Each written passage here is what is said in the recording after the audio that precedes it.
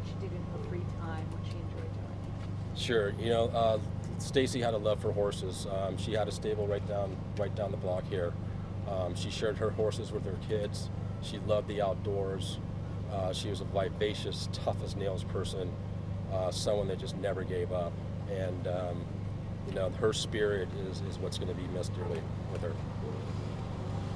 So Al, you can talk about just how your brothers, all the members of the San Francisco Police Department really came together, jumped in a car, went down to Vegas with you. Just talk about that. Yeah, so myself and 3 other fellow police officers, we hopped in a car around noon yesterday. We drove down there. We decided we would rather drive down there to stay in constant communication.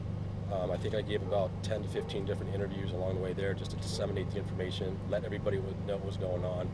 My brother really hadn't told the story to people. He told it to myself.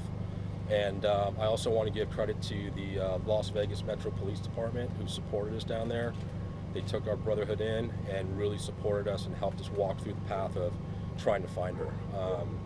And unfortunately, with all the chaos that was occurring down there with the hospitals and the triage, it was almost impossible to find a good, solid list of what we call Jane Does because she didn't have her ID with her. So we circled around, and then we just had the sixth sense that the last stop was the coroner's office, and that's where we found her. Al, how do you know that she came back to help other people? You said, can you expand on that just a little bit? That's only my premonition. Just knowing who Stacee is. She can be stubborn, and she probably said, you know what? Her husband told her to run, and she said, no, I'm going to stay here with you. And she probably came back and helped other victims and helped them. Right at the scene of where they were at, there was victims that were shot and went down, and my brother and a fellow fireman of his helped them right away. So once the shot stopped, that's when he told everybody to run, and I'm pretty sure she probably didn't run too far. She probably turned right back around and wanted to be there with her husband. That's just the person she was. Can you tell us how your brother is doing? Was he injured when you did this? No, my brother was not injured. He was pretty shaken up. I talked to him about 12 o'clock that night. He had transported people to the hospital through a truck, car. There was 2 victims with pretty bad gunshot wounds. And he took them to the hospital and then came back. And at that time, everything was cordoned off. They were all separated. The complexity with her not having her cell phone and not being able to contact her was an issue. So from that point on, it was an excruciating, 24 hours of just not knowing what she was. We stayed truly optimistic in driving down there and knowing we were going to bring her back. But unfortunately, she had passed away. And we really don't have any details of what happened from the point of the venue to how she ended up at the morgue. So that's all the details I have. Al, can you talk about the efforts your brother made to save other people, and what stories at this point has he been able to share with you about that? Yeah, I'm sure my brother didn't hesitate for a minute once he saw that gunshot victim. He rendered aid to him. He probably tried to pull that person into safety. His description of the barrage of shots was unbelievable, is what he said. He had never experienced anything like that before. And he put himself in harm's way. That's just who my brother is, He went into action without even thinking about it. That's the instinct he had. And I think that's where he had a connection with his wife, too. They had that same passion. And, and they both probably wanted to help people, So, what if they did both run out, Could they both be here? Maybe not, If one did run out and the other one didn't. So, it's just the circumstances that happened and the chaos that went on in there. It's just unfathomable about what happened. Back to Stacee just a little bit. Sure. It sounds like she was fiery. Yeah, Stacee's very fiery, and she drives the truck, she drives the boat, she pulls the horse trailer. She's a cowgirl, and we're gonna miss her. Just her passion for just raising her kids and in this whole community here, and just right over here with the football teams and the soccer teams and how involved she was, and just all of her friends, and just times up in Lake Tahoe, and we're gonna miss her. It's just, it's surreal, unsurreal right now of the moments that we're going through right now. But we want to be able to carry on her legacy, through her children, and make sure she's not forgotten. What are you saying to your niece and nephew who are so young? To Olivia and Vinny, we love you very much.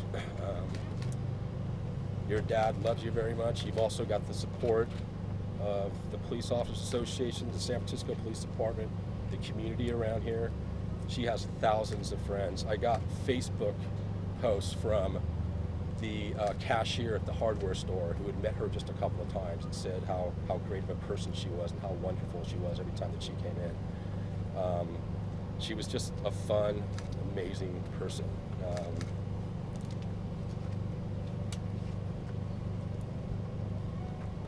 Any other questions? Their children know all the details at this point, or where things stand? Yeah, right when it happened, I went to the house. They were at my grandparents' house, which is right down the block.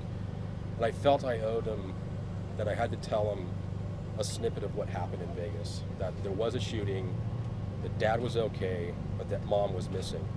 I didn't want to sugarcoat it. We did keep them away from social media and TV.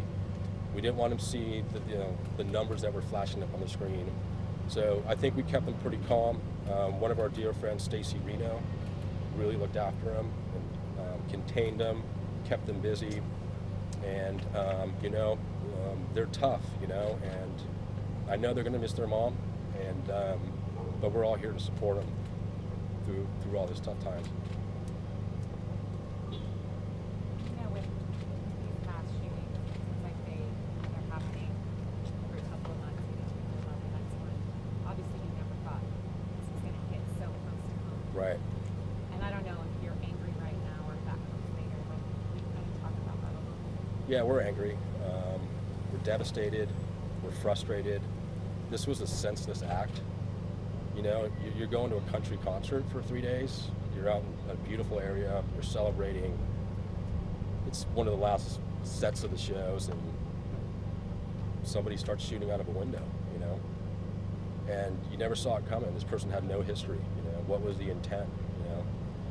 The other thing is no one knew where the shots were coming from.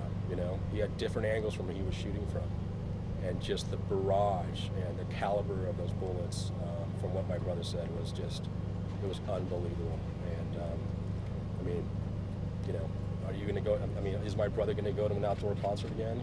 Is he going to be looking over his back every time? Society is just changing, and you just never know. But then again, you have to live life. You can't live in fear. Is there anything that you, along those lines, would like to see change differently going forward?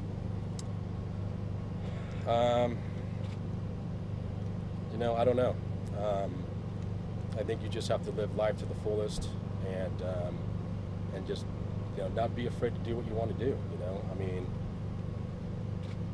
Out of the 22,000 people, about 60 people were killed. And it's a small percentage of that group, but I really don't know how to answer that question. I just think you can't live in fear. You have to go out and live your life, and I guess you have to be vigilant too. Be vigilant all the time. If you see something that's not right, question it. If you were up in that hotel room and you saw something weird up there, question it. Bring it to the authorities. Let people know that something doesn't seem right. Don't hold back. And I don't know if that could have been the case in that situation, but this is just such a one-off situation that that's why it's so devastating. And to think that it's the devastating part is that to think it's the largest U.S. mass shooting in our history is just beyond it. And for it to affect our family, you just never think it's going to happen to you.